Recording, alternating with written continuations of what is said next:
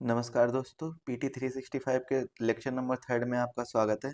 दोस्तों, आज के इस लेक्चर में हम दो टॉपिक कवर करेंगे, जिसमें हम पहला टॉपिक डिस्कस करेंगे न्यायपालिका के बारे में। इसकी पीडीएफ आपको टेलीग्राम चैनल पर मिल जाएगी। टेलीग्राम चैनल की लिंक डिस्क्रिप्शन बॉक्स में दी गई, वहां से ज्वाइन कर सकते हैं। चलिए स्टार्ट करते हैं आज का टॉपिक, न्यायपालिका। इससे पहले हम 4 टॉपिक कवर कर चुके हैं 2 लेक्चर में। आज 2 टॉपिक और कवर करेंगे, जिसमें जो पहला टॉपिक कवर करने वाले हैं वो है न्यायपालिका। न्यायपालिका में एक पहला हेडिंग है या पहला सब टॉपिक है, वैकल्पिक विवाद समाधान। आखिर ये सुर्खियों में क्यों रहा है? Alternative dispute resolution, ADR. ये बहुत ही इंपॉर्टेंट टॉपिक है, यहाँ से क्वेश्चन बन सकता है। सुर्खियों में क्यों रहा है? क्योंकि सुप्रीम कोर्ट ने ऑनलाइन मध्यस्थता प्रशिक्षण वेब पोर्टल का शुभारंभ किया है। इससे संबंधित अन्य तथ्य हैं। राष्ट्रीय विधिक सेवा प्राधिकरण, जिसे नालसा और मध्यस्थता एवं सुलह परियोजना समिति एमसीपीसी ने संयुक्त रूप से विकसित किया है। किसे? एडीआर को विकसित किया है। एमसीपीसी, अगर एमसीपीसी की बात की जाए तो इसका गठन 2005 में सुप्रीम कोर्ट ने किया था। किसने किया था इसका गठन? सुप्रीम कोर्ट ने किया था। कब किया था? 2005 में। यहां से एक इंपॉर्टेंट फैक्ट निकल के आता है, इसको भी आप लोग नोट करिए। इसे गठित करने का उद्देश्य क्या है इसका? मध्यस्थता और सुलह के प्रभावी तरीके से कार्यान्वयन की निगरानी करना था। यह पूरे देश में कानूनी पेशेवरों को मध्यस्थता के क्षेत्र में विस्तार से प्रशिक्षण प्रदान करेगा और वैकल्पिक विवाद समाधान तंत्र को भी बढ़ावा देगा। वैकल्पिक विवाद समाधान यानी एडीआर के बारे में अगर जानकारी लें तो एक ऐसी प्रक्रिया है जिसके तहत न्यायालय के बाहर विवादों का समाधान और निपटान किया जाएगा। इसमें क्या है कि न्यायालय में जो चाहे वो कोई भी कोर्ट हो, तो किसी भी कोर्ट में आप देख लीजिए, आप पूरे भारत में अगर देख लीजिए तो करोड़ों केस पेंडिंग पड़े हुए हैं। तो इतने केस पेंडिंग होने के बाद में इन सब चीजों को छुटकारा पाने के लिए जो ज्यादा से ज्यादा केस और ना पेंडिंग में हो, इसीलिए कोर्ट के बाहर ही मामलों को सुलझाया जा सके, मध्यस्थता की जा सके, मध्यस्थता के माध्यम से उसमें सुलह कराई जा सके। तो इसीलिए ये एडीआर पेश किया गया है। अब अगर मौजूदा फ्रेमवर्क की बात कर लिया जाए तो भारत में फ्रेमवर्क क्या है? आर्बिट्रेशन एंड कॉन्सिलिएशन अधिनियम 1996 लागू किया गया है, जिसे यूनिसिट्रल मॉडल कानून के अनुसार बनाया गया है। भारत का यह कानून वाणिज्यिक विवादों सहित सभी प्रकार के आर्बिट्रेशन पर लागू होता है। इस अधिनियम में वर्ष 2015, 2019, 2021 में संशोधन भी किए गए हैं। इसीलिए संशोधन अधिनियम जो 2021 का है, उन आर्बिट्रेशन निर्णय को लागू करने पर बिना शर्त रोक लगाने की अनुमति देता है। इसके बाद में जो आर्बिट्रेशन समझौते, अनुबंध या पंचायत धोखाधड़ी या भ्रष्टाचार के माध्यम से दिए गए थे, उसमें क्या है? अनुमति देता है। यह संशोधन कब हुआ था? 23 अक्टूबर 2015 से पूर्व व्यापी रूप से प्रभावी हुआ था। ये इंपॉर्टेंट फैक्ट है। इसके बाद में संस्थागत ऑर्बिटेशन की सुविधा के लिए नई दिल्ली अंतरराष्ट्रीय ऑर्बिटेशन केंद्र अधिनियम, इसको आप लोग नोट डाउन करिए, 2019 बनाया गया और भारतीय ऑर्बिटेशन परिषद की भी स्थापना की गई है। सोसाइटी पंजीकरण अधिनियम 1860 के तहत पंजीकृत एक सोसाइटी भी है इसकी। इसके बाद में वैश्विक स्तर पर फ्रेमवर्क की बात कर ली जाए तो 1923 में इंटरनेशनल कोर्ट ऑफ आर्बिट्रेशन की स्थापना की जाती है और इंटरनेशनल चैम्बर ऑफ कॉमर्स द्वारा इसकी स्थापना की जाती है। 1899 में हेग में permanent court of arbitration PCA की स्थापना की गई थी। कब की गई थी? 1899 में। तो ये चीज आप लोग याद रखिएगा। इसकी स्थापना अंतरराष्ट्रीय विवादों के शांतिपूर्ण निपटान और कन्वेंशन के तहत की गई थी। भारत भी इसका क्या है? पक्षकार है। इसका भारत क्या है? पक्षकार है। अगर एडीए के प्रकार की बात की चर्चा की जाए तो मध्यस्थता यानी आर्बिट्रेशन, मीडिएशन और सुलह और समझौता वार्ता सहयोगी कानून, इन सभी के बारे में आपको पढ़ना होगा। एडीए के प्रकार के, एडीआर के प्रकार के बारे में। मध्यस्थता के माध्यम से, मीडिएशन के माध्यम से, सुलह के माध्यम से, समझौता वार्ता के माध्यम से या कोलैबोरेटिव लॉ के माध्यम से, सहयोगी कानून के माध्यम से। मध्यस्थता अधिनियम 2023 ये सुर्खियों में क्यों रहा? भारत के राष्ट्रपति हाल ही में पारित मध्यस्थता विधेयक 2023 को अपनी मंजूरी दे दी है और यह विधेयक अब कानून बन गया है। इसका उद्देश्य भारत में मध्यस्थता को वैकल्पिक विवाद समाधान के एक पसंदीदा तरीके के रूप में बढ़ावा देना है। मध्यस्थता कानून 2023 की मुख्य विशेषताओं पर अगर एक नजर डाली जाए तो यह परिभाषित मध्यस्थता को परिभाषित करता है। तो इसका विवरण क्या है? इसका विवरण है, मध्यस्थता एक ऐसी प्रक्रिया होगी जिसमें मध्यस्थता, मुकदमा पूर्व मध्यस्थता, ऑनलाइन मध्यस्थता, सामुदायिक मध्यस्थता और सुलह या समान अर्थ की कोई पदावली शामिल हो। बाकी ये चीज आप लोग एक बार पढ़ लीजिएगा, इंपॉर्टेंट है। अगला टॉपिक है लोक अदालत। बहुत ही इंपॉर्टेंट टॉपिक है लोक अदालत। लोक अदालत सुप्रीम कोर्ट अपनी स्थापना के 75वें वर्ष विवाद समाधान के लिए विशेष लोक अदालत का आयोजन किया है। किसने किया? सुप्रीम कोर्ट ने किया है। ये चीज याद रखिए, सुप्रीम कोर्ट के कौन से 75वें वर्ष पर विवाद समाधान। लोक अदालत एक वैकल्पिक विवाद समाधान तंत्र है और इसका गठन विधिक सेवा प्राधिकरण अधिनियम 1987 के तहत सांविधिक दर्जा दिया गया है। के तहत सांविधिक दर्जा दिया गया है। कैसा दर्जा दिया गया है? सांविधिक दर्जा दिया गया है। शक्तियां क्या है? लोक अदालत सिविल प्रक्रिया संहिता यानी सीपीसी 1908 और भारतीय साक्ष्य अधिनियम 2023 से बाध्य नहीं है। ये इसे सिविल प्रक्रिया संहिता 1908 के तहत सिविल कोर्ट के समान शक्तियां प्राप्त हैं। लोक अदालत को संदर्भित मामलों पर में शामिल हैं किसी भी अदालत में लंबित कोई भी मामला, कोई भी विवाद जो किसी न्यायालय के समक्ष नहीं लाया गया हो, उसके न्यायालय में दायर किए जाने की संभावना हो आदि, ये सभी इसमें शामिल हैं। और पहली लोक अदालत की बात की जाए तो पहली लोक अदालत 1982 में जूनागढ़ गुजरात में आयोजित की गई थी। कब की गई थी? 1982 में। अगला टॉपिक है निशुल्क विधिक सहायता। निशुल्क विधिक सहायता यानी फ्री लीगल एड। तो ये देखिए, अगर आपको याद होगा डीपीएसपी में भी निशुल्क विधिक सहायता की बात की गई है। सुर्खियों में क्यों है? तो सुप्रीम कोर्ट में जेल में बंद कैदियों को निशुल्क और समय पर कानूनी सहायता सुनिश्चित करने के लिए एक विधिक सेवा प्राधिकरणों को निर्देश जारी किए हैं। भारत में निशुल्क कानूनी या विधिक सहायता के बारे में जान लें तो विधिक सहायता से तात्पर्य ऐसे व्यक्तियों को निशुल्क कानूनी सेवाएं प्रदान करना है जो कानूनी प्रतिनिधित्व या न्याय प्रणाली तक पहुंच का खर्च वहन करने में असमर्थ होते हैं या फिर जो खर्च वहन नहीं कर पाते हैं, ऐसे लोगों को निशुल्क विधिक सहायता प्रदान की जाती है। वैधानिक प्रावधान क्या है? विधिक सेवा प्राधिकरण अधिनियम 1987। यह अधिनियम 1995 में लागू हुआ था। इसका उद्देश्य समाज में के कमजोर वर्गों को निशुल्क और उचित कानूनी सेवाएं प्रदान करने के लिए विधिक सेवाएं प्राधिकरणों की स्थापना करना है और इस अधिनियम में निम्नलिखित संस्थानों के गठन का प्रावधान किया गया है। तदनुसार राष्ट्रीय विधिक सेवा प्राधिकरण, राज्य विधिक सेवा प्राधिकरण और जिला विधिक सेवा प्राधिकरणों का गठन भी किया गया है इसके विधिक सेवा प्राधिकरण अधिनियम के तहत और निःशुल्क विधिक सहायता के तहत।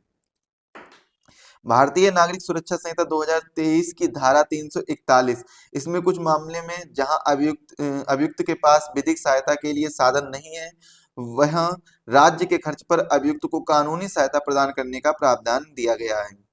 सरकार द्वारा उठाए गए कदम तो दिशा, टेली लॉ, न्याय मित्र कार्यक्रम, लोक अदालत, ये सभी क्या सरकार द्वारा उठाए गए कदम है। तो ये इंपॉर्टेंट है, इसको भी आप लोग याद रखिए। विधिक सहायता से संबंधित संवैधानिक प्रावधान की बात की जाए तो अनुच्छेद 21 में और अनुच्छेद 39A में, जो कि आपको डीपीएसपी में देखने को मिलेगा, और फंडामेंटल राइट्स ये आपको अनुच्छेद 21 देखने को मिलेगा। तो ये सभी क्या है? ये संवैधानिक प्रावधान है, इनको आप लोग एक बार देखिएगा। राष्ट्रीय विधिक सेवा प्राधिकरण नालसा के बारे में अगर पढ़ लें तो विधिक सेवा प्राधिकरण अधिनियम 1987 के तहत एक गठित वैधानिक निकाय है। इसका उद्देश्य समाज के कमजोर वर्गों को निःशुल्क और उचित विधिक सेवाएं प्रदान करना है। अब निःशुल्क विधिक सहायता के लिए पात्र व्यक्ति, क्या पात्रता होनी चाहिए? महिलाएं एवं बच्चे, अनुसूचित जाति एवं अनुसूचित जनजाति के सदस्य, औद्योगिक कामगार, मानसिक रूप से बीमार व्यक्ति या दिव्यांगजन, और सामूहिक आपदा, हिंसा, बाढ़, सूखा, भूकंप या औद्योगिक आपदा के शिकार लोग, संरक्षण गृह या किशोर गृह में हिरासत में रखे गए व्यक्ति, मनोरोग अस्पताल में भर्ती व्यक्ति। संविधान के अनुच्छेद 23 के अनुसार मानव तस्करी या भिक्षावृत्ति के शिकार व्यक्ति भी निःशुल्क विधिक सहायता प्राप्त कर सकते हैं। सुप्रीम कोर्ट के अलावा अन्य न्यायालयों में मामला होने की स्थिति में इसके लिए भी व्यक्ति पात्र हैं जिनकी वार्षिक आय संबंधित राज्य सरकार द्वारा निर्धारित सीमा से कम है। सुप्रीम कोर्ट में मामला होने पर यह आय सीमा 5 लाख रुपए निर्धारित है। भारत में अधिकरण प्रणाली सुर्खियों में क्यों रहा? क्योंकि इलाहाबाद हाईकोर्ट ने निर्णय दिया है कि यदि केंद्रीय प्रशासनिक अधिकरण सीएटी कैट प्रशासनिक अधिकरण अधिनियम 1985 के तहत अवमानना अधिकार क्षेत्र के उपयोग करके कोई आदेश पारित करता है तो उस आदेश के खिलाफ अपील करके केवल सुप्रीम कोर्ट में ही की जा सकती है, हाई कोर्ट में नहीं की जा सकती है। अधिकरण प्रणाली के बारे में, प्रकृति कैसी है? अर्ध न्यायिक निकाय होते हैं। उद्देश्य इनका क्या है कि न्यायपालिका पर मुकदमों का भार करना ही इसका उद्देश्य है। इसके अलावा अधिकरणों में तकनीकी विषय से जुड़े मामलों के निपटान के लिए विषय विशेषज्ञ भी शामिल होते हैं, जिससे फैसला सुनाना आसान हो जाता है। संवैधानिक मान्यता 42वें संविधान संशोधन 1976 के तहत अनुच्छेद 323 ए जोड़कर प्रशासनिक अधिकरणों की स्थापना का प्रावधान किया गया है और इसी प्रावधान के तहत कैट की स्थापना की गई है। कैट मतलब क्या हो गया? जो केंद्रीय प्रशासनिक अधिकरण, केंद्रीय प्रशासनिक अधिकरण, सेंट्रल एडमिनिस्ट्रेटिव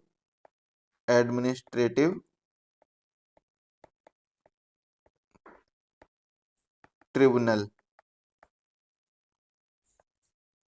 कैट। कैट का क्षेत्राधिकार आप लोग एक बार देख लीजिएगा। यह संघ के अन्य सरकारी नियंत्रण वाले प्राधिकरणों में लोक सेवाओं और अन्य पदों पर भर्ती एवं नियुक्त कर्मियों की सेवा की शर्तें के संबंध में विवाद व शिकायतों का निपटान करता है।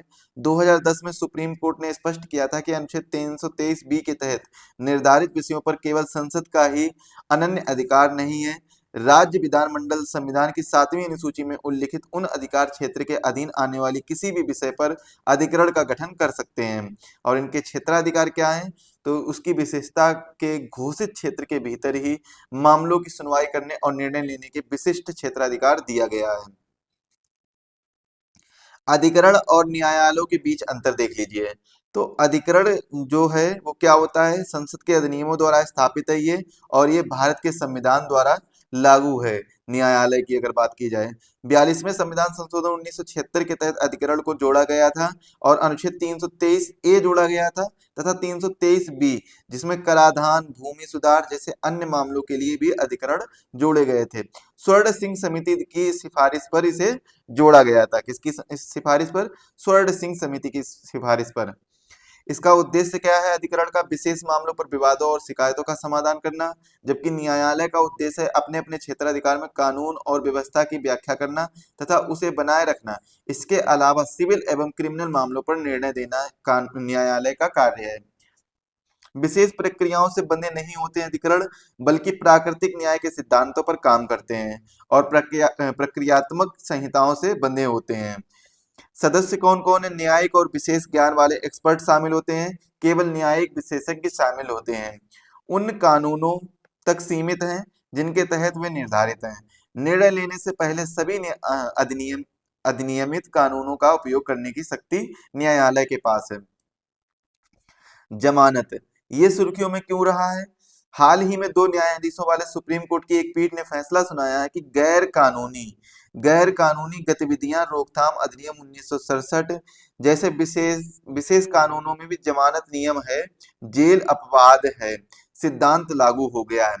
भारत में जमानत के प्रकार देख लेते हैं। तो एक नियमित जमानत, अंतरिम जमानत, अग्रिम जमानत और डिफॉल्ट जमानत।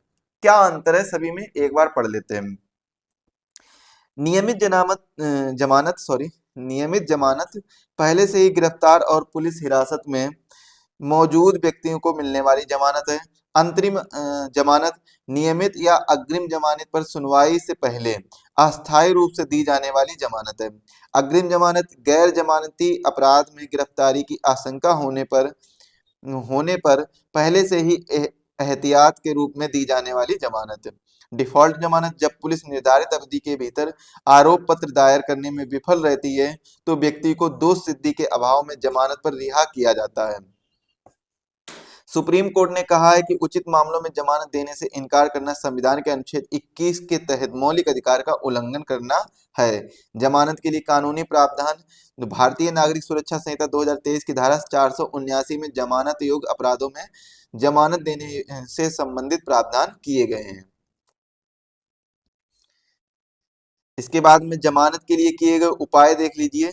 बाकी ये वाला जो पोक्सो एक्ट है इसको एक बार जरूर पढ़िएगा। लैंगिक अपराधों से बालकों का संरक्षण अधिनियम 2012, जिसे पोक्सो एक्ट बोला जाता है। घरेलू हिंसा से महिलाओं का संरक्षण अधिनियम 2005 जैसे विशेष कानूनों में भी जमानत देने से संबंधित प्रावधान किए गए हैं। जमानत के लिए उपाय कौन कौन से हैं? तो प्ली बार्गेनिंग या सौदा अभिभावक। प्ली बार्गेनिंग, सौदा अभिभावक, तो ये एक उपाय है जो कि भारतीय नागरिक सुरक्षा संहिता की धारा 290 में वर्णन किया गया है। इसका किसमें किया गया है? भारतीय नागरिक सुरक्षा संहिता 290 में। धारा कौन सी है? 290। अगला देखते हैं टॉपिक। अन्य महत्वपूर्ण सुर्खियों में देखें, पहला ग्राम न्यायालय। सुप्रीम कोर्ट ने ग्राम न्यायालयों के गठन की व्यवहार्यता पर चिंता जताई है। गौरतलब है कि ग्राम न्यायालय अधिनियम 2008 द्वारा ग्राम न्यायालयों के गठन को अनिवार्य किया गया है। ग्राम न्यायालय की मुख्य विशेषताएं देखते हैं तो उद्देश्य इसका क्या होता है? तो ये सुनिश्चित करती है कि किसी भी नागरिक को सामाजिक, आर्थिक और अन्य अक्षमताओं के कारण न्याय मिलने के अवसरों से वंचित ना किया जाए। वैधानिक अधिकार, ग्राम न्यायालय अधिनियम 2008 के अंतर्गत एक वैधानिक अधिकार है इसके पास। इस अधिनियम में नागालैंड, अरुणाचल प्रदेश एवं सिक्किम राज्य को भी अधिनियम में निर्दिष्ट जनजातीय क्षेत्रों को छूट दी गई है। तो ग्राम न्यायालय का स्थान क्या है? मध्यवर्ती पंचायत के मुख्यालय में स्थित होता है। स्थिति इनकी प्रथम श्रेणी के न्यायिक मजिस्ट्रेट का न्यायालय इसे माना जाता है। राज्य सरकार संबंधित हाई कोर्ट से परामर्श में प्रत्येक ग्राम न्यायालय के लिए न्यायाधिकारी की नियुक्ति करता है। अधिकार क्षेत्र, यह एक मोबाइल कोर्ट होगा जिसकी सिविल और क्रिमिनल दोनों तरह के अधिकार क्षेत्र होंगे। विवाद समाधान प्रक्रिया, विवादों का समाधान सुलह समझौते की सहायता से किया जाना है। सामाजिक कार्यकर्ताओं को सुलहकारों के रूप में नियुक्त किया जाएगा। ये प्राकृतिक न्याय सिद्धांतों पर काम करते हैं। गौरतलब है कि भारतीय साक्ष्य अधिनियम 1872 से बाध्य नहीं है। भारतीय साक्ष्य अधिनियम 1872 को भारतीय साक्ष्य अधिनियम 2023 द्वारा प्रतिस्थापित किया गया है। अपील, क्रिमिनल मामलों में सत्र न्यायालय सेशन कोर्ट में की जाती है। सिविल मामलों में अपील जिला न्यायालय डिस्ट्रिक्ट कोर्ट में की जाती है। अपील दायर करने की तिथि 6 महीने के भीतर निपटारा किया जाएगा। न्यायालय की अवमानना, कंटेम्प्ट ऑफ कोर्ट। झारखंड सरकार ने हाई कोर्ट के मुख्य न्यायाधीश की नियुक्ति में देरी का आरोप लगाते हुए केंद्र के खिलाफ अवमानना याचिका दायर की है। न्यायालय की अवमानना के बारे में अगर जान लेते हैं तो न्यायालय की अवमानना अधिनियम 1971 के तहत परिभाषित किया गया है और संविधान के अनुच्छेद 129 और अनुच्छेद 215 क्रमशः सुप्रीम कोर्ट और हाई कोर्ट की अवमानना के लिए दंडित करने की शक्ति देता है। 129 किसके लिए? सुप्रीम कोर्ट के लिए है और 215 हाई कोर्ट के लिए है। अवमानना के निम्नलिखित दो प्रकार हैं, एक तो सिविल अवमानना, एक आपराधिक अवमानना। सिविल अवमानना में किसी न्यायालय के निर्णय, डिक्री, निर्देश, आदेश, रिट या अन्य प्रक्रिया की जानबूझकर अवज्ञा करना है। न्यायालय को दिए गए वचन के जानबूझकर उल्लंघन करना सिविल अवमानना कहलाता है। जबकि आपराधिक अवमानना किसी भी ऐसे मामले को प्रकाशन है जो न्यायालय को बदनाम करता है या उससे प्राधिकार को कम करता है या न्यायिक कार्यवाही के समुचित क्रम पर प्रतिकूल प्रभाव डालता है या उसमें हस्तक्षेप करता है या न्याय प्रशासन में हस्तक्षेप करता है या बाधा उत्पन्न करता है। दया याचिका, मर्सी पिटीशन। दिसंबर 2000 के लाल किला हमला मामले में दोषी ठहराए गए लश्कर ए तैयबा के एक आतंकवादी की दया याचिका भारत के राष्ट्रपति ने भारत के राष्ट्रपति ने खारिज कर दी है। दया याचिका पर राष्ट्रपति की शक्ति संबंधित संवैधानिक प्रावधान। तो अनुच्छेद 72 में भारत के राष्ट्रपति किसी भी अपराध के लिए दोषी ठहराए गए व्यक्ति की सजा को कुछ मामलों में क्षमा, प्रविलिम्बन, विराम, निलंबित या परिहार या लघुकरण करने का अधिकार देता है। ये मामले कौन कौन से हैं? जहां सजा कोर्ट मार्शल द्वारा दी गई हो, उन मामलों में जिनमें दंड किसी कानून के खिलाफ अपराध के लिए दिया गया हो, ऐसे मामलों पर जहां संघ की कार्यपालिका शक्ति का विस्तार हो, तथा मृत्युदंड के मामलों में। क्यूरेटिव पिटीशन, उपचारात्मक याचिका। सुप्रीम कोर्ट ने दिल्ली मेट्रो रेल कॉरपोरेशन के खिलाफ पारित ऑर्बिटल ट्रिब्यूनल के आदेश को रद्द कर दिया है। क्यूरेटिव पिटीशन के बारे में देख लेते हैं। तो अंतिम संवैधानिक उपाय है, उस व्यक्ति के लिए उपलब्ध अंतिम संवैधानिक उपाय है जिसकी पुनर्विचार याचिका को सुप्रीम कोर्ट ने खारिज कर दिया है। पुनर्विचार याचिका का उल्लेख संविधान के अनुच्छेद 137 के तहत किया गया है। क्यूरेटिव पिटीशन का संविधान में कोई उल्लेख नहीं है। यह अवधारणा सुप्रीम कोर्ट ने रूपा अशोक हुर्रा बनाम अशोक हुर्रा और अन्य बाद में प्रतिपादित की थी। ये केस आप लोग जरूर याद रख लीजिएगा। क्यूरेटिव पिटीशन पर सुप्रीम कोर्ट द्वारा सुनाई गई शक्ति संविधान के अनुच्छेद 142 पूर्ण न्याय करने की शक्ति पर आधारित है। कौन से अनुच्छेद? 142 अनुच्छेद पूर्ण न्याय करने की शक्ति पर आधारित है। और क्यूरेटिव पिटीशन की अनुमति तब दी जाती है जब याचिकाकर्ता यह स्थापित करता है कि निर्णय में प्राकृतिक न्याय के सिद्धांतों का उल्लंघन हुआ है। मामले की सुनवाई करना, न्यायाधीश उस मामले में अपने हितों का खुलासा करने में विफल रहा है, न्याय निर्णय में पक्षपात होने की आशंका और निर्णय याचिकाकर्ता पर प्रतिकूल प्रभाव पड़ सकता है।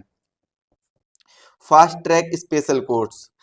इंडिया चाइल्ड प्रोटेक्शन द्वारा जारी एक रिपोर्ट के अनुसार बलात्कार के मामलों पर लैंगिक अपराधों से बालकों को संरक्षण अधिनियम पॉक्सो एक्ट से संबंधित मामलों को निपटाने में फास्ट ट्रैक स्पेशल कोर्ट्स एफटीएससी अधिक कुशल है। अगर फास्ट ट्रैक स्पेशल कोर्ट्स के बारे में जानकारी लें तो इसका प्रकार एक संबंधी योजना, एक केंद्र प्रायोजित योजना है। इस योजना को 2019 में शुरू किया गया था और अब इसे 2026 तक बढ़ा दिया गया है। वित्त पोषण, केंद्र सरकार की हिस्सेदारी का वित्त पोषण निर्भया फंड से किया जाता है। कार्यान्वयन, विधि एवं न्याय मंत्रालय के तहत न्याय विभाग द्वारा। उद्देश्य, बलात्कार के मामलों पर पोक्सो अधिनियम के तहत आने वाले मामलों को शीघ्र निपटाना सुनिश्चित करना है इसका उद्देश्य। 30 राज्यों और केंद्र शासित प्रदेशों में 410 विशिष्ट पोक्सो अदालतों सहित कुल 761 एफटीएससी गठित किए गए हैं। हालांकि कुल 1023 एफटीएससी का प्रावधान किया गया है, लेकिन अभी तक कितने? 761 ही एफटीएससी फास्ट ट्रैक स्पेशल कोर्ट्स गठित किए गए हैं। Zero FIR. जीरो एफआईआर क्या है? तेलंगाना के मुख्यमंत्री पर कथित आपत्तिजनक टिप्पणी करने के मामले में एक पूर्व मंत्री के खिलाफ जीरो एफआईआर दर्ज की गई है। जीरो एफआईआर देखिए होता क्या है, यह एक प्रकार की एफआईआर है। इसे किसी भी पुलिस स्टेशन में दर्ज कराया जा सकता है। इसके लिए जरूरी नहीं है कि जहां अपराध हुआ है उसी क्षेत्र के पुलिस स्टेशन में एफआईआर दर्ज कराई जाए। एक एफआईआर दर्ज होने के बाद इसे आगे की जांच के लिए संबंधित पुलिस स्टेशन में ट्रांसफर कर दिया जाता है। आगे की जांच के लिए संबंधित पुलिस स्टेशन में ट्रांसफर किया जाएगा। इसके तहत आरंभ में कोई नियमित एफआईआर नंबर नहीं दिया जाता है। हालांकि जब मामला अधिकार क्षेत्र वाले पुलिस स्टेशन में ट्रांसफर कर दिया जाता है तब वहां नई एफआईआर दर्ज की जाती है और एफआईआर नंबर भी दिया जाता है। इससे पहले कोई भी यहाँ पर एफआईआर नंबर नहीं दिया जाता है। जीरो एफआईआर का प्रावधान भारतीय नागरिक सुरक्षा संहिता 2023 की धारा 531(1) के तहत किया गया है और इसे 2012 में निर्भया केस के बाद स्थापित जस्टिस वर्मा समिति की सिफारिश के आधार पर शामिल किया गया था। Doctrine of coverture. Doctrine of coverture Supreme Court भारतीय दंड संहिता की धारा 375 और धारा 63 तथा भारतीय न्याय संहिता 2023 के तहत मैरिटल रेप एक्सेप्शन को चुनौती देने वाली याचिकाओं पर सुनवाई करेगा। जोसेफ साइन बनाम भारत संघ 2018 मामले में सुप्रीम कोर्ट ने माना था कि marital rape exception doctrine of coverture के सिद्धांत से उत्पन्न हुआ है। हार्मोनियम कंस्ट्रक्शन का सिद्धांत।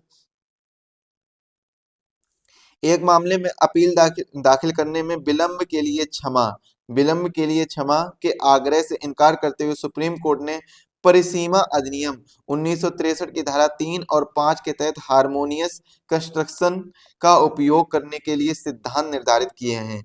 विलंब के लिए क्षमा की धारणा के तहत किसी मामले में अपील या याचिका दाखिल करने के लिए तय समय सीमा बढ़ाने की अनुमति देने की अदालत की विवेकाधीन शक्ति शामिल है। अब हम बात करते हैं अगला टॉपिक, महत्वपूर्ण अधिनियम व विधेयक। तो पहला टॉपिक है इसके अंतर्गत आपराधिक कानून में सुधार से संबंधित अधिनियम, क्रिमिनल लॉ रिफॉर्म्स एक्ट। सुर्खियों में क्यों रहा है? देश के लिए नए आपराधिक कानून 1 जुलाई 2024 से लागू हुए हैं। ये 3 नए कानून हैं, भारतीय न्याय संहिता 2023, भारतीय नागरिक सुरक्षा संहिता 2023, भारतीय साक्ष्य अधिनियम 2023। इन 3 नए कानूनों के बारे में आपको बहुत डिटेल से पढ़ना होगा। चलिए याद पहला पढ़ लेते हैं भारतीय न्याय संहिता 2023 के बारे में। तो भारतीय न्याय संहिता 2023 की अगर पृष्ठभूमि देख लेते हैं सबसे पहले एक बार। भारतीय दंड संहिता, जिसे आईपीसी इंडियन पिनल कोड 1860 से पहले भारतीय दांडिक कानूनों में संसदीय चार्टर व अधिनियम, ईस्ट इंडिया कंपनी के विनियमन, हिंदू विधि, मुस्लिम कानून, प्रथागत कानून आदि से संबंधित नियम कानून शामिल थे। थॉमस वेबटिंगन के अधीन दंड संहिता का मसौदा 1837 में तैयार किया गया था। 1857 के विद्रोह का प्रभाव भारतीय दंड संहिता 1860 बनाई गई थी। इसकी वजह से क्या हुआ था? 1857 में जो क्रांति हुई थी उसकी वजह से आईपीसी 1860 बनाई गई थी। और आईपीसी 1860 के लागू होने के बाद विधि आयोग की कई रिपोर्ट्स में महिलाओं के खिलाफ अपराधों, खाद्य पदार्थों में मिलावट, मृत्युदंड आदि विषयों पर आईपीसी में संशोधन करने की सिफारिश भी की गई थी। और भारतीय न्याय संहिता 2023 भी अब पारित कर दी गई है। तो इसके मुख्य प्रावधान देख लेते हैं। इसके मुख्य प्रावधान क्या क्या है?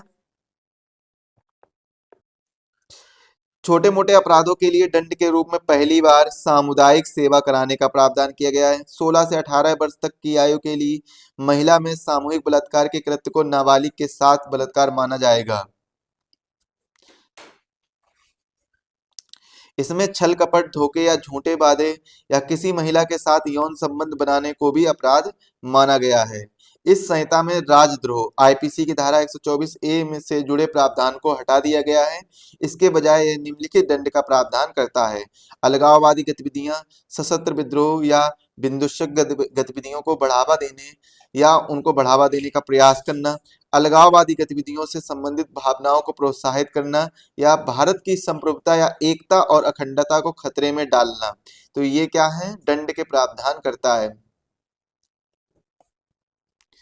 यह दंड संगठित अपराध को निम्नलिखित प्रकार से परिभाषित करती है, जैसे निरंतर गैर कानूनी गतिविधि जैसे अपहरण, जबरन वसूली या साइबर अपराध आदि, किसी समूह द्वारा हत्या या गंभीर चोट पहुंचना, नस्ल, जाति या समुदाय, लिंग, जन्म स्थान, भाषा या व्यक्तिगत विश्वास के आधार पर हत्या करने या गंभीर चोट पहुंचाने, उस पर समूह के सभी लोग इस अपराध के दोषी माने जाएंगे और सजा दी जाएगी सभी लोगों को। हत्या के मामले में मृत्युदंड या आजीवन कारावास की सजा और जुर्माना, गंभीर चोट पहुंचाने के मामले में 7 वर्ष तक का कारावास और जुर्माना लगाया गया है। भारतीय नागरिक सुरक्षा संहिता 2023 के बारे में देख लेते हैं। तो इसकी जो पृष्ठभूमि है, भारतीय नागरिक सुरक्षा संहिता 2023 से दंड प्रक्रिया संहिता CrPC, criminal procedure act code के तहत 1973 को प्रस्थापित किया गया है। और सीआरपीसी में भारतीय दंड संहिता 1860 कई अधिनियमों के तहत निर्धारित अपराधों के लिए गिरफ्तारी, अभियोजन और जमानत की प्रक्रिया संबंधी प्रावधान किए गए हैं।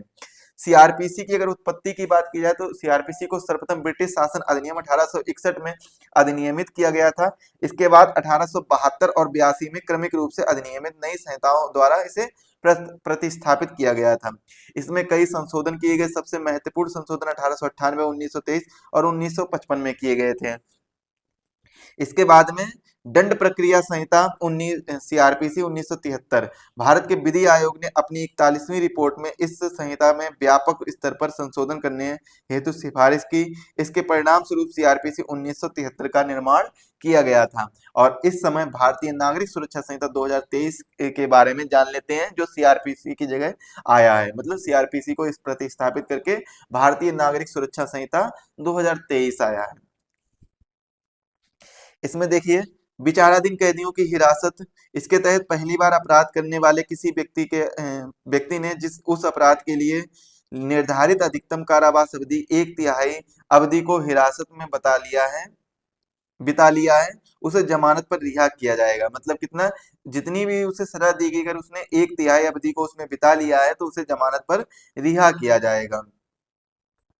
इसके बाद में मेडिकल जांच, फॉरेंसिक जांच और ये देखिए हस्ताक्षर और उंगलियों की छाप, जैसे फिंगरप्रिंटिंग कार्यवाहियों के लिए समय सीमा, ये सभी भी प्रावधान इसमें किए गए हैं। बात करते हैं भारतीय साक्ष्य अधिनियम 2023 के बारे में। तो इसकी पृष्ठभूमि के बारे में सबसे पहले चर्चा करते हैं। भारतीय साक्ष्य अधिनियम को 1872 में अधिनियमित किया गया। इसका उद्देश्य साक्ष्यों से संबंधित कानूनों को समेकित करना था। इन साक्ष्यों के आधार पर ही न्यायालय किसी निष्कर्ष पर पहुंचता है और निर्णय सुनाता है। भारतीय साक्ष्य अधिनियम 2023 के मुख्य प्रावधान साक्ष्य के रूप में इलेक्ट्रॉनिक या डिजिटल रिकॉर्ड की स्वीकार्यता और संयुक्त सुनवाई, ये शामिल हैं दोनों। इसके बाद में अगला है टॉपिक डिजिटल व्यक्तिगत डेटा संरक्षण अधिनियम 2023। ये एक नया अधिनियम है। भारत के राष्ट्रपति ने डिजिटल व्यक्तिगत डेटा संरक्षण विधेयक डीपीडीपी 2023 को मंजूरी दी है। तो डीपीडीपी अधिनियम क्या है 2023 के बारे में इसके जान लेते हैं। डीपीडीपी अधिनियम 2023 के बारे में जान लेते हैं इसके बारे में। तो ये अधिनियम का मुख्य उद्देश्य जो है वो डिजिटल व्यक्तिगत डेटा की प्रोसेसिंग को विनियमित करना है। इसमें व्यक्तियों के व्यक्तिगत डेटा के संरक्षण के अधिकार को सुनिश्चित करने का प्रावधान किया गया है। यह अधिनियम निम्नलिखित प्रावधानों के द्वारा डिजिटल व्यक्तिगत डेटा का संरक्षण करता है। और यह अधिनियम डेटा प्रोसेसिंग अर्थात व्यक्तिगत डेटा का संग्रहण, भंडारण या कोई और उपयोग के लिए डाटा फिड्यूसरी पर कुछ उत्तरदायित्वों का निर्धारण करता है। यह डाटा प्रिंसिपल या डेटा स्वामी अर्थात व्यक्ति जिससे डेटा संबंधित है के अधिकार और कर्तव्य भी निर्धारित करता है। बाकी ये आप लोग एक बार देख लीजिएगा, जो अधिनियम के मुख्य प्रावधान है, यहां से क्वेश्चन बन सकता है।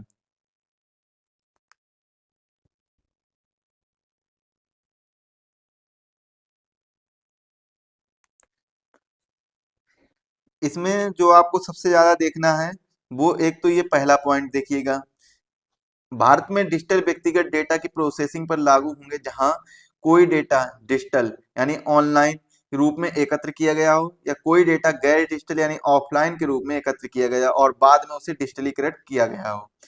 इसके प्रावधान भारत के बाहर डिजिटल व्यक्तिगत डेटा की प्रोसेसिंग पर भी लागू होंगे। बाहर भी यानी भारत के बाहर भी व्यक्तिगत डेटा की प्रोसेसिंग पर भी ये लागू होंगे यदि उस प्रोसेसिंग का उद्देश्य डेटा का उपयोग करके भारत में वस्तुओं या सेवाओं का उपलब्ध कराना है। इस अधिनियम के प्रावधान निम्नलिखित पर लागू होंगे किसी भी व्यक्तिगत उद्देश्य के लिए प्रोसेस्ड व्यक्तिगत डेटा जिसे निम्नलिखित द्वारा सार्वजनिक रूप से उपलब्ध कराया जाता है। यदि डेटा प्रिंसिपल खुद अपना डाटा सार्वजनिक रूप से उपलब्ध कराता है या यदि कोई अन्य व्यक्ति कानूनी दायित्व के तहत किसी व्यक्तिगत डेटा को सार्वजनिक रूप से उपलब्ध कराता है। और इसमें सहमति होनी चाहिए किसकी, डेटा प्रिंसिपल द्वारा दी गई सहमति के बाद ही व्यक्तिगत डेटा को प्रोसेस किया जा सकता है।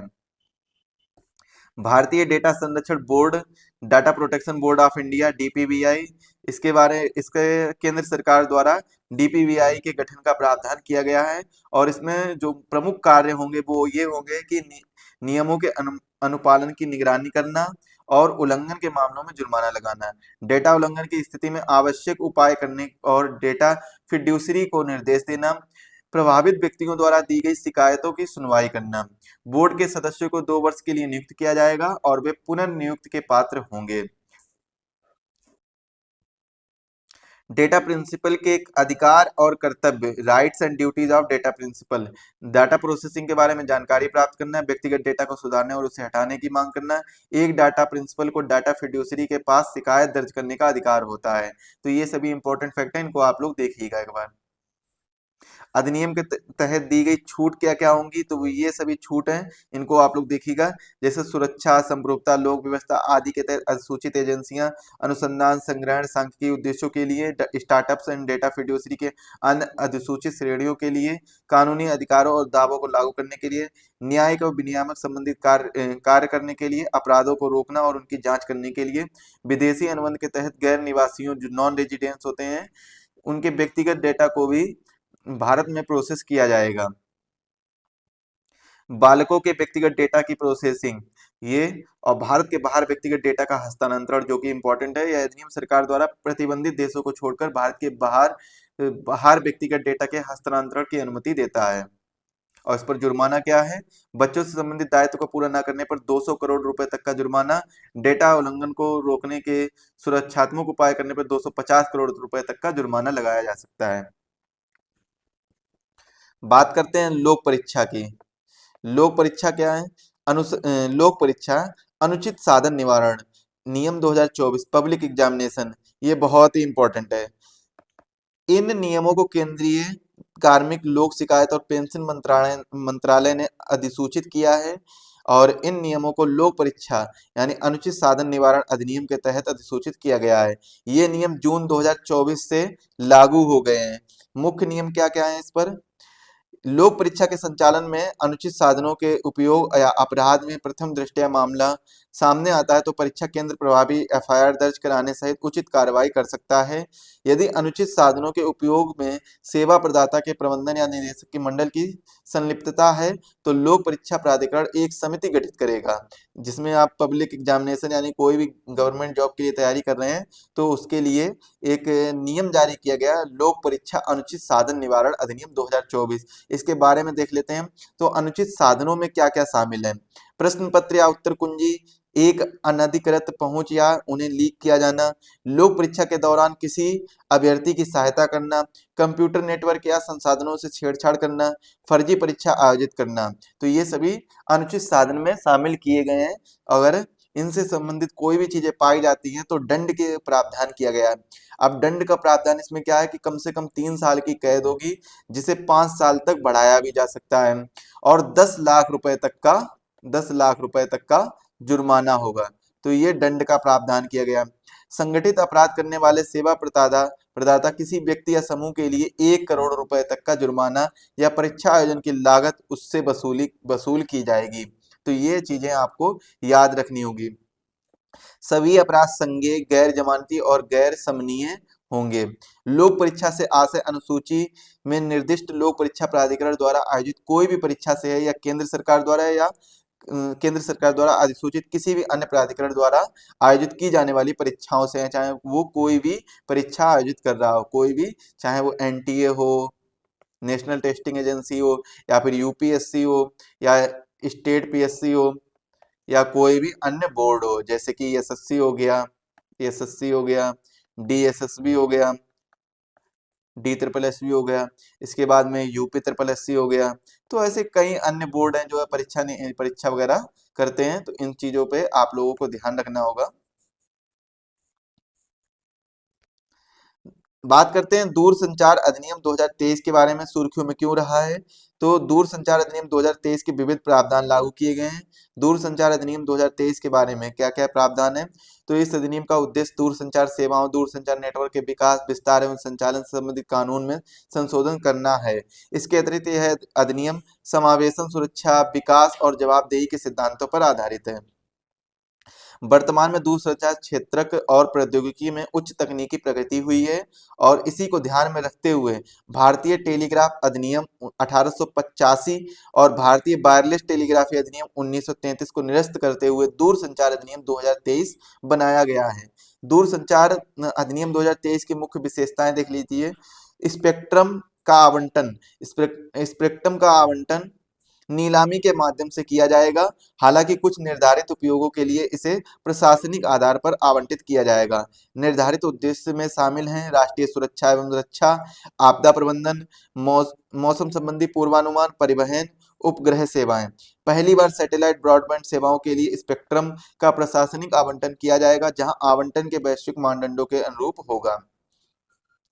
राइट ऑफ वे फ्रेमवर्क, ऐसी संस्थाएं जो दूर संचार संबंधी अवसंरचनाओं का निर्माण करती हैं, वे सार्वजनिक या निजी संपत्ति में राइट ऑफ वे की मांग कर सकती हैं। राइट ऑफ वे का आशय क्या है? सार्वजनिक या निजी संपत्ति के उपयोग की सुविधा से इसका आशय है। इससे उपयोगकर्ताओं की सुरक्षा, सार्वभौमिक सेवा दायित्व निधि, यूनिवर्सल सर्विस ऑब्लिगेशन का दायरा बढ़ाया गया। इसमें अवरोधन और तलाशी का अधिकार इसमें किया गया। दूर संचार से संबंधित गतिविधियों के लिए अनुमति दी गई। ओटीटी का विनियमन, इस अधिनियम के तहत ओटीटी प्लेटफॉर्म को विनियमित नहीं किया जाएगा। ये चीज आप लोग याद रखिएगा, ओटीटी का अधिनियम इसमें नहीं किया जाएगा। ये इंपॉर्टेंट लाइन है। बात करते हैं अगला टॉपिक, इंटरनेट शटडाउन सुर्खियों में क्यों रहा है? सॉफ्टवेयर फ्रीडम लॉ सेंटर के आंकड़ों के अनुसार भारत में 2024 में 60 बार इंटरनेट शटडाउन के मामले दर्ज किए गए हैं, जो पिछले 8 वर्षों में सबसे कम हैं। इंटरनेट शटडाउन के बारे में, इंटरनेट शटडाउन किसी विशिष्ट आबादी, संस्थान या इंटरनेट एक्सेस के लिए इंटरनेट सेवाओं का जानबूझकर किया गया व्यवधान रोक है। इसका मतलब है कि प्रभावित लोग वेबसाइटों तक नहीं पहुंच सकते हैं, सोशल मीडिया का इस्तेमाल नहीं कर सकते हैं, ऑनलाइन संदेश नहीं भेज सकते हैं, प्राप्त नहीं कर सकते हैं, ऑनलाइन सेवाओं का उपयोग नहीं कर सकते हैं। तो ऐसे चीजों के बारे में इंटरनेट शटडाउन कहते हैं। इंटरनेट शटडाउन के लिए उत्तरदायी कारण क्या क्या है? तो राष्ट्रीय सुरक्षा हो सकता है, सामाजिक अशांति को बढ़ने से रोकना हो सकता है, धोखाधड़ी को रोकने से बढ़ना हो सकता है, सुरक्षा और लोक व्यवस्था को बनाए रखने से इंटरनेट शटडाउन किया जा सकता है। तो इसके लिए प्रावधान भी किए गए हैं। भारतीय टेलीग्राफी अधिनियम 1885 के तहत अधिसूचित दूरसंचार सेवाओं के अस्थायी निलंबन सार्वजनिक आपातकाल या सार्वजनिक सुरक्षा नियम 2017 द्वारा शामिल किया गया है। ये नियम पब्लिक इमरजेंसी के आधार पर एक बार में 15 दिनों तक दूरसंचार सेवाओं को अस्थायी रूप से बंद करने की अनुमति भी देता है। उपभोक्ता संरक्षण अधिनियम सीपीए 2019 के बारे में, कंज्यूमर प्रोटेक्शन एक्ट 2019 क्या कहता है? आखिर ये सुर्खियों में क्यों रहा है? सुप्रीम कोर्ट ने राष्ट्रीय उपभोक्ता विवाद निवारण आयोग 2007 में दिए गए फैसले को खारिज कर दिया है, और आयोग ने 2007 के अपने एक फैसले में कहा कि वकीलों द्वारा प्रदान की गई सेवाएं उपभोक्ता संरक्षण अधिनियम 1986 के दायरे में आती है। गौरतलब है कि उपभोक्ता संरक्षण अधिनियम 1986 को साल 2019 में फिर से पारित किया गया है। सीपीए 1986 को उपभोक्ता हितों को बेहतर सुरक्षा प्रदान करने और उपभोक्ता विवादों के निपटारों के लिए उपभोक्ता संरक्षण परिषदों की स्थापना करने के लिए पारित किया गया था। सीपीए 1986 के स्थान पर सीपीए 2019 को पारित किया गया था, ताकि उपभोक्ता संरक्षण से जुड़े प्रावधानों को बेहतर किया जा सके। अब इसकी मुख्य विशेषताएं क्या हैं? तो उपभोक्ता की परिभाषा या विस्तार के बारे में जान लेते हैं। तो इसमें ऐसे व्यक्तियों को भी शामिल किया गया जो ऑनलाइन इलेक्ट्रॉनिक्स माध्यम से सामान या सेवाएं खरीदते हैं या प्राप्त करते हैं। इससे वह व्यक्ति शामिल नहीं है जो ऐसे सामान को फिर से बेचने या किसी वाणिज्यिक उद्देश्य से प्राप्त करता है। केंद्रीय उपभोक्ता संरक्षण परिषद की स्थापना सलाहकार परिषद के रूप में की गई है, और इसका कार्य उपभोक्ताओं के अधिकारों को बढ़ावा देने और उनकी सुरक्षा करने में सलाह देना है। अध्यक्ष केंद्र सरकार के उपभोक्ता मामले के विभाग का प्रभारी मंत्री इसका अध्यक्ष होगा। केंद्रीय उपभोक्ता संरक्षण प्राधिकरण की भी स्थापना की गई है, और बेहतर तरीके से विवाद निपटान की व्यवस्था भी इसमें की गई है। उपभोक्ता मध्यस्थता प्रकोष्ठ, इसके द्वारा राज्य सरकार द्वारा इसे स्थापित किया जाएगा। उत्पाद दायित्व से संबंधित कार्रवाई, जिसमें विनिर्माताओं, सेवा प्रदाताओं आदि के विरुद्ध कार्रवाई करने के लिए इसे जोड़ा गया है।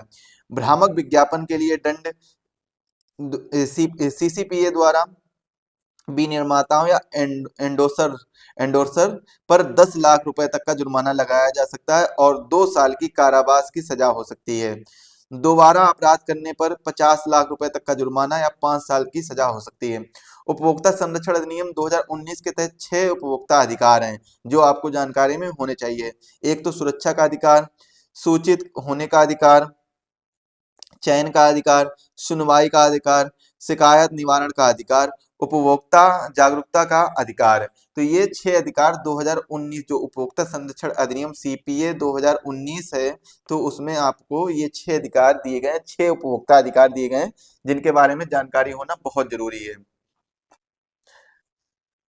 अगला टॉपिक है विदेशी अंशदान विनियम अधिनियम, फॉरेन कंट्रीब्यूशन जिसे रेगुलेशन एक्ट कहते हैं। सुर्खियों में क्यों रहा है?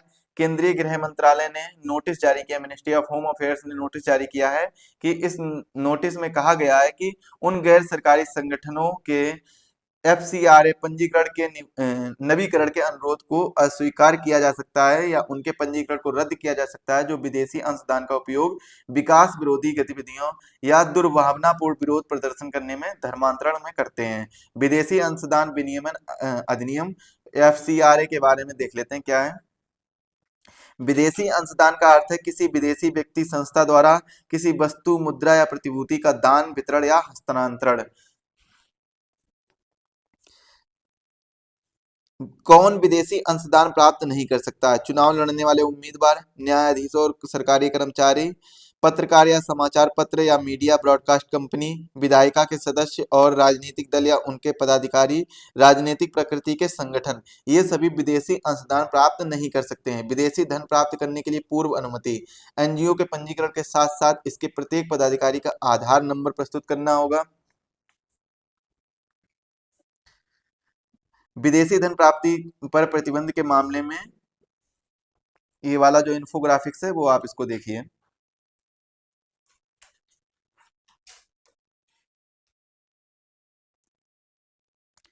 अगला अधिनियम देखते हैं डाकघर अधिनियम 2023, पोस्ट ऑफिस एक्ट 2023 के बारे में। इसके पारित होने के बाद भारतीय डाकघर अधिनियम 1898 को निरस्त कर दिया गया है। डाकघर अधिनियम 2023 के मुख्य प्रावधान पर एक नजर डालते हैं। डाक सेवाओं के महानिदेशक को भारतीय डाक इंडिया पोस्ट का प्रमुख नियुक्त किया जाएगा। डाक सेवाओं के महानिदेशक के पास सेवाओं के बदले शुल्क लगाने, डाक टिकटों की आपूर्ति जैसे बिक्री मामलों पर नियम बनाने आदि से संबंधित इसके पास शक्तियां होंगी। इसके बाद में जो अगला टॉपिक है उसको हम अगले लेक्चर में पढ़ेंगे। बाकी आज के लेक्चर में बस इतना ही। लेक्चर कैसा लगा हमें कमेंट में जरूर बताएं और इसकी पीडीएफ पाने के लिए हमारे टेलीग्राम चैनल को ज्वाइन करें। मिलते हैं अगले लेक्चर में, तब तक के लिए आप सभी को धन्यवाद।